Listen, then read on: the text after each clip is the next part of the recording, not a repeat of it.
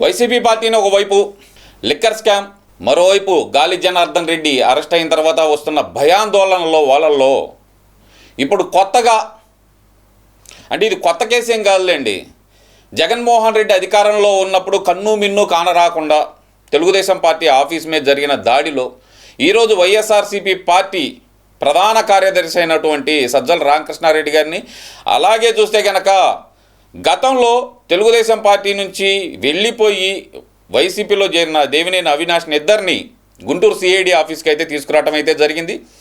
41A notice ఇచ్చి విచారణకు సహకరించాలని చెప్పి హైకోర్టు ఏదైతే చెప్పిందో దానికి అనుగుణంగానే ఈరోజు సిఐడి విచారణకి తెలుగుదేశం పార్టీ ఆఫీస్ మీద జరిగిన దానికోసం మాత్రమే తీసుకొస్తే కనుక మన అంబటి రాంబాబు అయితే కనుక బయలుదేరిపోయాడండి, వచ్చేసాడు బయటికి. గత 4 రోజుల నుంచి ఏమి దొరక్క, ఎక్కడ మాట్లాడటానికి, ఏ ప్రెస్ మీట్ మాట్లాడటానికి ఏమి దొరక్క హడావుడిగా బయటకు వచ్చేసాడు. వచ్చేసి ఏం మాట్లాడుతున్నాడయ్యా అంటే కనుక ఒక్కసారి ఆయన మాటల్లోనే విందాం. మా పార్టీ రాష్ట్ర కోఆర్డినేటర్, వైఎస్ఆర్ కాంగ్రెస్ పార్టీలో కీలకమైన నేత, తెలుగుదేశం పార్టీ ఆఫీస్ మీద జరిగినటువంటి దాడి కేసులో ఆయనకు విచారించాలి అనే ఉద్దేశంతో సిఐడి వారు నోటీస్ ఇచ్చి పిలిపించారు. తప్పేముంది, నోటీస్ ఇచ్చే కదా పిలిపించింది. ఏమంటారు రాంబాబు, నోటీస్ ఇచ్చి పిలిపించడం తప్ప? అన్యాయంగా అక్రమంగా అరెస్టు చేస్తే తప్పు పట్టాలి, కానీ నోటీస్ ఇస్తే దాంట్లో తప్పు పట్టేదేముంది? నోటీస్ ఇచ్చి హైకోర్టు గైడ్ లైన్స్ ప్రకారం పిలిపించి విచారిస్తే తప్పేం కానొచ్చింది నీకు అందులో? ఎందుకు చించేసుకుంటారు? ఇది మొదటిసారి కాదు, ఇది రెండవసారి ఆయన విచారణకు పిలిపించడం జరిగింది. నిజాలు బయటకు వచ్చే వరకు ఎన్నిసార్లైనా పిలిపిస్తారు, దాంట్లో నొప్పే ఉంది నీకు? బయటికి రావాలి కదా. అక్కడ దాడి కాదు జరిగింది, హత్యా ప్రయత్నం జరిగింది. తెలుగుదేశం పార్టీ ఆఫీస్ని విధ్వంసం చేసిందే కాక ఒక వ్యక్తిని చంపడానికి ప్రయత్నం జరిగింది. తెలుగుదేశం పార్టీ ఆఫీసులో పనిచేస్తున్న వ్యక్తిని తలకాయ పగలగొట్టి అతన్ని చంపడానికి ప్రయత్నం జరిగింది. దీంట్లో తప్పే ఉంది? విచారణకు పిలిస్తే నిజాలు తెలుసుకోవద్దా నిజాలు? దేశంలో ఉన్న పరిస్థితులు మనం చూస్తున్నాం. ఒకవైపున బార్డర్లో చాలా ఉద్రిక్తమైన పరిస్థితులు ఉన్నాయి. పాకిస్తాన్కి మనకి మధ్యన యుద్ధమే జరుగుతున్నటువంటి తరుణంలో మరి ఈ యుద్ధం జరుగుతుంది. సజ్జల రామకృష్ణారెడ్డి ఏమన్నా అక్కడ యుద్ధం చేస్తున్నాడా? బా చెప్పు, ఏమన్నా రైఫిల్ పెట్టి యుద్ధం చేస్తున్నాడా? మనాడు చేసే యుద్ధాలు వేరు కదా, మీ ఓటర్లు ఎలాగ వేరు, మన సజ్జల రామకృష్ణారెడ్డి చేసే యుద్ధం వేరు కదా. అబద్ధాలు వండి వార్చడం, ఫేక్ వార్తలు సృష్టించడం, ఇయే కదా చేసే యుద్ధాలు. నేను వేరే యుద్ధం అంటే మీరు తప్పుగా అర్థం చేసుకోమాకండి, ఇందులో తప్పుగా అర్థం చేసుకోమాకండి. ఈ యుద్ధాలు నేను చెప్పింది అబద్ధపు వార్తలు వండి వడ్డించడంలో, ఫేక్ ప్రాపగాండా చేయటంలో ఈ యుద్ధంలో ఆరితేరిపోయాడండి. బోర్డర్లోకి వెళ్ళి గన్ను పట్టుకొని యుద్ధం చేయట్లేదు కదా. దీంట్లో కక్ష సాధింపు ఏముంది? అక్కడ పాకిస్తాన్ కుక్కల్ని ఎమ్మడబడి తరుగుతున్నాయి మన సింహాలు, భారత సింహాలు తరుగుతున్నాయి. నీలాంటి వద్దులే ఆ మాట అంటే పాపం బాధపడతారు. మీలాంటి చీడ పురుగులను తొలగించడానికి ఇక్కడ కూడా అలాంటి యుద్ధమే జరుగుతుంది ఆంధ్రప్రదేశ్లో. దాంట్లో తప్పే ఉంది? లేదంటే అక్కడ ఉద్రిక్తగా పరిస్థితులు ఉన్నాయి అంటున్నావు కదా, యుద్ధం చెయ్యి.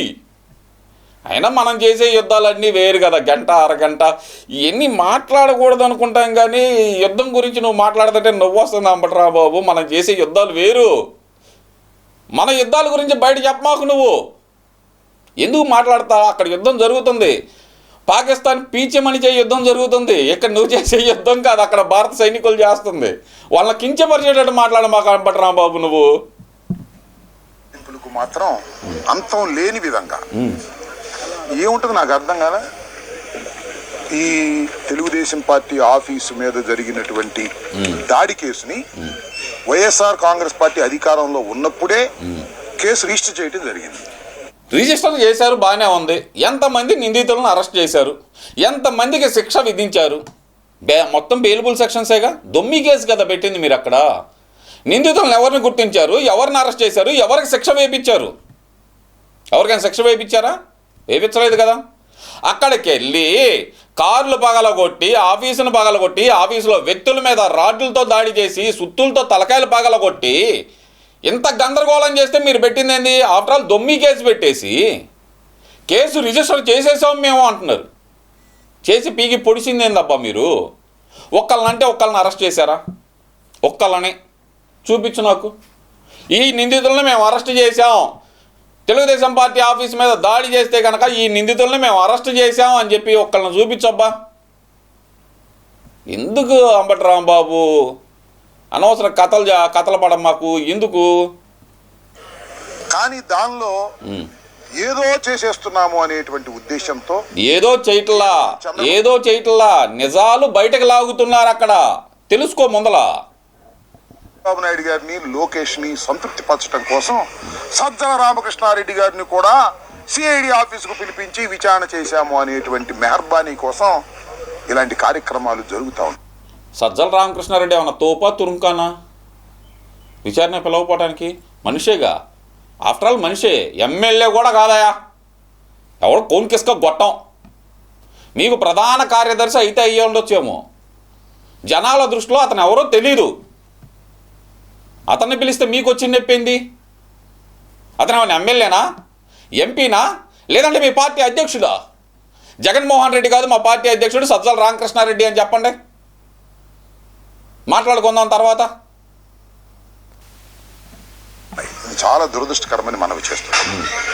తెలుగుదేశం పార్టీ అధికారంలోకి వచ్చిన దగ్గర నుంచి అభివృద్ధి లేదు, సంక్షేమం లేదు.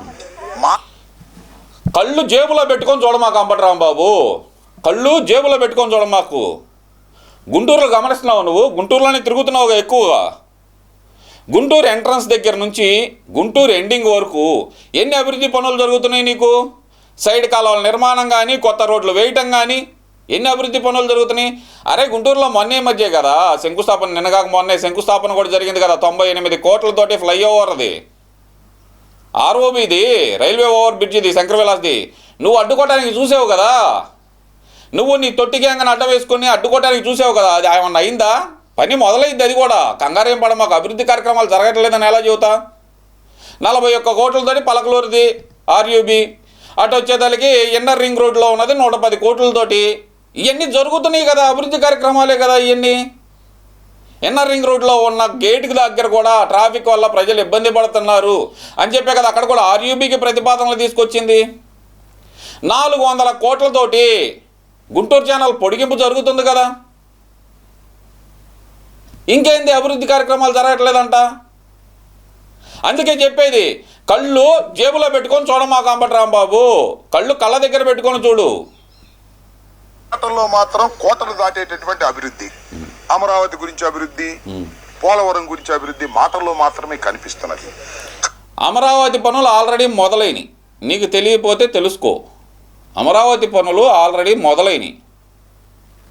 ఒకసారి వెళ్దాం పద, ఇద్దరం సరదాగా నా బండి మీద వెళ్ళొద్దాం పద అంబటి రాంబాబు. అమరావతి పనులు హ్యాపీనెస్ట్ దగ్గర నుంచి మొత్తం తిరిగి వద్దాం. హ్యాపీనెస్ట్ దగ్గర కూడా పనులు మొదలైనవి, అక్కడి నుంచి మొత్తం తిరిగి వద్దాం. ఏ పనులు ఎంతవరకు మొదలైనయో నువ్వే చూసి నువ్వే వచ్చి చెబుతావు జనాలకి. అభివృద్ధి జరగట్లేదా, జరుగుతుందా అనేది నీ కళ్ళతో నువ్వు చూసి బయటకు వచ్చి మాట్లాడు. అమరావతి పనులు జరగట్లేదు, అమరావతి అభివృద్ధి కావట్లేదు అని చెప్పి నీ ఏడుపు తప్పితే కనుక ఇంకంతకు మించి అందులో ఏం కానరాట్లా నాకు. లక్ష సాధింపులు బహుశా భారతదేశానికి స్వాతంత్రం వచ్చిన తరువాత ఇంత పెద్ద ఎత్తున ఏ రాష్ట్రంలోనూ జరగనటువంటి అరెస్టులు, కేసులు పెట్టి నిర్బంధించేటటువంటి కార్యక్రమం చేస్తున్నారు. నిన్న చాలా ఆశ్చర్యకరమైన అంశం ఏంటంటే, ధనుంజయ రెడ్డి గారని సాక్షి ఎడిటర్ ఉన్నారు. ఆయన కేఎన్ఆర్, మా పార్టీలో జగన్మోహన్ రెడ్డి గారికి సన్నిహితంగా ఉండే సెక్రటరీ, మనోహర్ అనేటువంటి మా దగ్గర పనిచేసేటటువంటి జగన్మోహన్ రెడ్డి గారి ఆఫీసులో పనిచేసినటువంటి వ్యక్తి, వీళ్ళ ఇంటికి వెళ్ళి సోదాలు చేశారు. దేనికో తెలుసా? ధనుంజయ రెడ్డి గారు, కృష్ణమోహన్ రెడ్డి గారు అక్కడ దాక్కున్నారేమోనని. ఒప్పుకున్నావు కదా నువ్వే. వాళ్ళ ఇంట్లో సోదాలు చేసింది ఎందుకయ్యా అంటే కనుక లిక్కర్ స్కామ్లో నిందితుల్ని లిక్కర్ స్కామ్లో నిందితులు ఏమన్నా అక్కడ దాక్కున్నారేమో అని డౌట్తో వెళ్ళి సోదాలు చేశారు. అంతకుమించి ఏమన్నా చేశారా? ఏం చేయలేదు కదా. నిన్నటి నుంచి ఓ పత్రికా స్వేచ్ఛపై దాడి దాడి దాడి దాడి అంటూ ఊగారు కదా. జరిగింది అక్కడేది లిక్కర్ స్కామ్. నేను ముందుగానే చెప్పాను దాని గురించి కూడా, లిక్కర్ స్కామ్ గురించి మాత్రమే జరుగుతుంది అని. లిక్కర్ స్కామ్ నిందితులను పట్టుకోకుండా వదిలేయాలా ఏంది ఏమన్నా?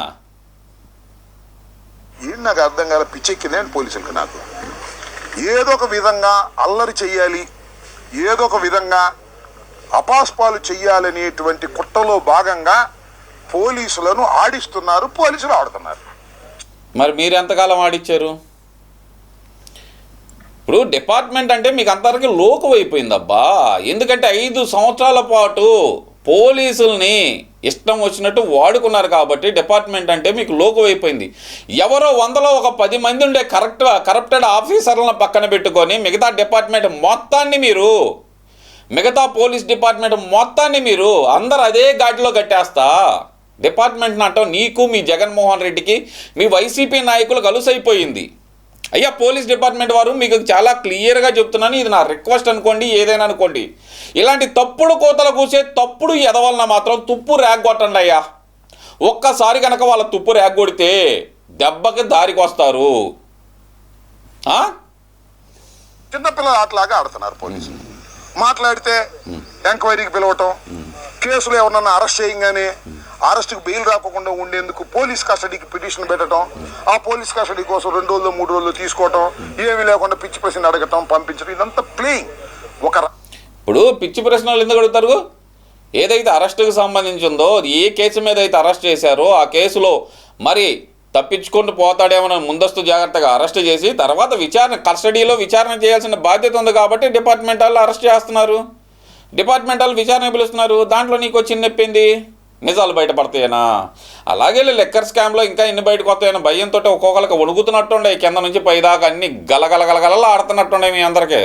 రకమైన వికృతమైన ఆట లోకేష్ గారి నాయకత్వంలో జరుగుతుందనేది అందరికీ తెలిసినటువంటి సత్యం.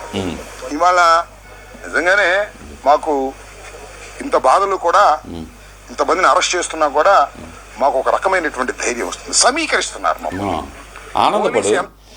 ఆనందపడు, సమీకరిస్తున్నారు కదా, మొత్తాన్ని గ్యాదర్ చేస్తున్నారు కదా, ఆనందపడు. అందరు కలిసి రాజమండ్రి సెంట్రల్ జైల్లో కూర్చొని ఆనందపడండి. గుంటూరు జైలు సరిపోలేదనుకో, ఎలాగో రాజమండ్రి సెంట్రల్ జైలు వెళ్ళండి, అక్కడే సరిపోలేదనుకో వైజాగ్ జైలుకి పంపిద్దాం. అందరూ ఒకసారి కూర్చొని ఆనందంగా బతకండి. అవసరంలా సమీకరిస్తున్నాం కదా, చెబుతున్నావు కదా సమీకరిస్తున్నారని. ఆనందపడు, అక్కడ కూర్చొని రాజమండ్రి సెంట్రల్ జైల్లో కూర్చొని ఆనందపడు. చంద్రబాబు నాయుడు గారు, లోకేష్ గారు మా పార్టీలో ఉన్నటువంటి వ్యక్తులందరినీ సమీకరించేటటువంటి నిద్రపోయే వాళ్ళని కూడా లెగ్గొడుతున్నారు. ఇవాళ గుంటూరుకి మా సజ్జల రామకృష్ణారెడ్డి గారు వస్తుంటే వేలాది మంది తరలి రావాల్సిన పరిస్థితి ఏర్పడింది. అంటే ఏంటి, నిద్రపోతున్న వాళ్ళు కూడా లెగ్గొట్టి అయ్యా సజ్జల రామకృష్ణారెడ్డి గారు అనవసరంగా ఇదిగో వీళ్ళు 1,000 మంది అంటండి, వీళ్ళు 1,000 మంది అంట, తిప్పి కొడితే 50 మంది లేరు. ఏమిటి దుర్మార్గం అని అడుగుతా ఉన్నా. చాలా దుర్మార్గమైనటువంటి కార్యక్రమాలకు ఇవాళ తెలుగుదేశం ప్రభుత్వం లోకేష్ గారి నాయకత్వంలో కక్షపూరితంగా వ్యవహరిస్తుంది. ఎన్ని కేసులండి? 1, 2, 3 కనపడిన వాడి ప్రతి మీద, వైఎస్ఆర్ కాంగ్రెస్ పార్టీలో యాక్టివ్గా ఉన్నటువంటి ప్రతి నాయకుడి మీద ఏదో కేసులో పెట్టేటువంటి కార్యక్రమం. లిక్కర్ ఇప్పుడు దారికి వస్తున్నా అంటే లిక్కర్ కేసు గురించి కూడా మాట్లాడతారు. ప్రతి ఒక్కడి మీద కేసు ఎవరి మీద పెట్టారు? ఎవరి మీద పెట్టలేదే. తప్పు చేసిన తప్పుడు వాళ్ళ మీద మాత్రమే కేసులు పెడుతున్నారు. అబ్బా అంబటరాంబాబు, ఇంతవరకు నీ మీద ఇంకా పూర్తిగా స్థాయిలో కేసు నమోదు కాల. ఆ నమోదైన ఎస్సీ ఎస్టీ కేసులు నువ్వు ఎందుకు బయటకు తిరుగుతున్నావో మాకు అర్థం కావట్లా. డిపార్ట్మెంట్ వాళ్ళని కూడా అడుగుతున్నా అండి, ఎస్సీ ఎస్టీ కేసులో సామాన్యులకైతే కనుక దాదాపు 90 రోజుల నుంచి 120 రోజుల దాకా బెయిల్ రాదండి. మరి ఇతనికి ఎలా బయట తిరుగుతున్నాడు? ఒక ఎస్సీ వ్యక్తిని పోటీ చేస్తున్నాడని తెలిసి అతని ఇంటికి వెళ్ళి కులం పేరుతో దూషించి కొట్టడానికి చూసి చంపడానికి చూస్తే ఆ వ్యక్తి ఇచ్చిన ఫిర్యాదు మేరకు నమోదైన కేసులో అంబటరాంబాబు బయట ఎలా తిరుగుతున్నాడు? దీనికి సమాధానం ఏదైనా చెప్పగలరా ఎవరైనా? ఎవరున్నారు వెనకమాల? ఏం మంత్రాంగం నడిపి నువ్వు బయట తిరుగుతున్నావు? అంటే ఆ కేసులోంచి బయటపడటానికేనా నువ్వు నల్లకోట వేసుకొని వెళ్తుంది హైకోర్టుకి, నేను లాయర్ని, నాకు అలా తెలుసు ఇలా తెలుసు అని చెప్పుకోవటానికేనా? ఎస్సీ ఎస్టీ కేసు నుంచి తప్పించుకోవటానికేనా? అంటే ఎస్సీ ఎస్టీ కేసు నుంచి తప్పించుకోవడానికి లాయర్ అయితే కనుక ఒక రూలు, సామాన్యుడికి ఒక రూలా? రాజకీయ నాయకుడికి ఒక రూలు, సామాన్యులకు ఒక రూలా? ఏం అంబటి రాంబాబు, మరి దాంట్లో నువ్వు ఇంకా అరెస్ట్ కాలేదు కదా? తీసుకొచ్చారు, ఏమీ లేదు దానిలో ఎంతమందిని పెడతారో తెలియదు, ఎంతమందిని అరెస్ట్ చేస్తారో తెలియదు.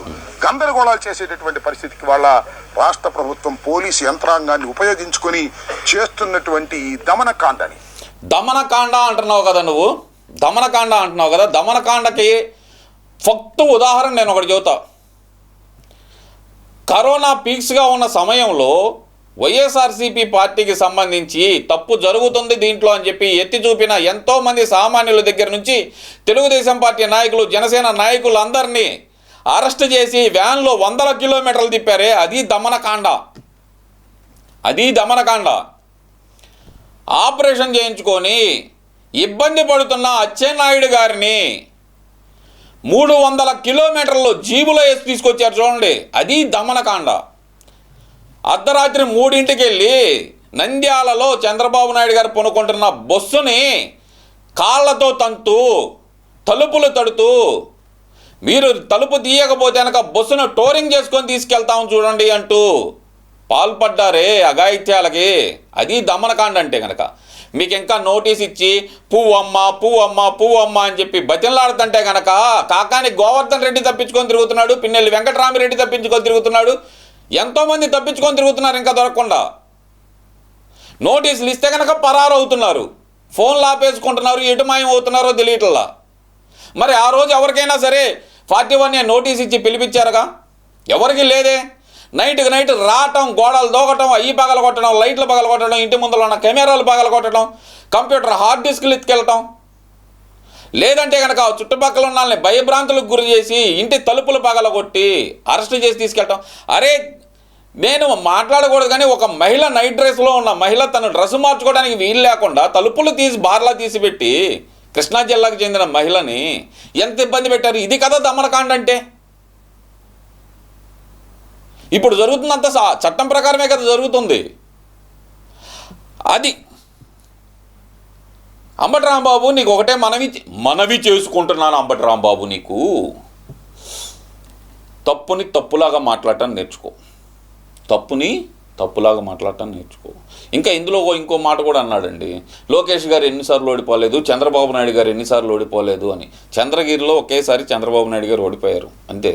లోకేష్ గారు కన్సల్ట్ చేసిన తర్వాత ఏదైతే కనుక ఎమ్మెల్యేగా పోటీ చేసిన తర్వాత ఒక్కసారి ఓడిపోయారు, రెండోసారి రికార్డు స్థాయి మెజార్టీతోటి. కానీ జగన్మోహన్ రెడ్డి పరిస్థితి ఏంది? తండ్రి వదిలేసిన స్థానంలో కూర్చొని అదే స్థానంలో పోటీ చేస్తూ వేరే స్థానానికి మారకుండా అక్కడే ఉండి బతికే ఆ వ్యక్తికి కూడా మీరు ఇలా చేస్తుంటే కనుక తప్పు అంబటి రాంబాబు. వేరే చాటుకు వచ్చి పోటీ చేయమనండి, మాట్లాడుకుందాం దాని తర్వాత. అప్పుడు నువ్వేమైనా గెలిచా? ఎప్పుడో భూమి పుట్టక ముందలో ఒకసారి గెలిచావు, ఇప్పుడు మళ్ళీ ఒకసారి గెలిచావు. ఉపయోగం ఏముంది నీ వల్ల? ఫోన్లు వీడియో కాల్స్ తప్పితే, ఆడియో కాల్స్ తప్పితే ఏమన్నా ఉపయోగం ఉందా నీతోటి రాష్ట్రానికి? చంద్రబాబు నాయుడు గారి వల్ల, లోకేష్ గారి వల్ల రాష్ట్రానికి ఉపయోగం జరుగుతుంది, నీ వల్ల ఉపయోగం ఏముంది? అందుకని చెప్పి జగన్మోహన్ రెడ్డి చెప్పినట్టు కలలు కనమాకు. అబ్దుల్ కలాం గారు ఒక చిన్న డైలాగ్ చెప్పారబ్బా, కలలు కనండి అని చెప్పారు. కానీ దాని కింద ఇంకో చిన్న క్యాప్షన్ కూడా చెప్పటం మర్చిపోయారండి. కలలు కనండి కానీ కథలు మింగమాకండి అని చెప్పటం మర్చిపోయినట్టున్నారు. అది మీకు బాగా వర్తిస్తుంది. కళలు మాత్రమే కనండి, కథలు ఇంకొద్దు. ఆ విషయం వేరే విషయం. ఇప్పటికీ మీకు మనవి చేసుకునేది ఒకటే అంబటి రాంబాబు గారు, నేను దయచేసి చట్టపరంగా జరుగుతున్న దాన్ని చట్టపరంగానే జరగనివ్వండి. ఇది తప్పు అన్యాయం అంటూ మాట్లాడకుండా గమ్మున వచ్చామా, పలకరిచ్చామా, షేక్ హ్యాండ్ ఇచ్చామా, వెళ్ళిపోయామా అన్నట్టుండే తప్పితే నాకు ఛాన్స్ దొరికింది, మైక్ ముందర మాట్లాడే అవకాశం దొరికింది అనుకుంటూ ఇలాంటి పిచ్చి పిచ్చి స్టేట్మెంట్లు ఇవ్వకుండా ఇప్పటికైనా సరే బుద్ధిగా రాష్ట్రంలో జరుగుతుంది ఏదైతే ఉందో, ఏదైతే ఇచ్చిన హామీల మీద ప్రభుత్వం మాట తప్పిందంటూ మీరు చేస్తున్నారు, వాటి మీద నిజాలు నిరూపించే ప్రయత్నం అయితే చేయండి. కానీ పిచ్చి పిచ్చి ఆరోపణలు చేసి పిచ్చోళ్ళ జాబితాలో నువ్వు చేరిపోమాక అంబటి రాంబాబు. ఉంటా మరి.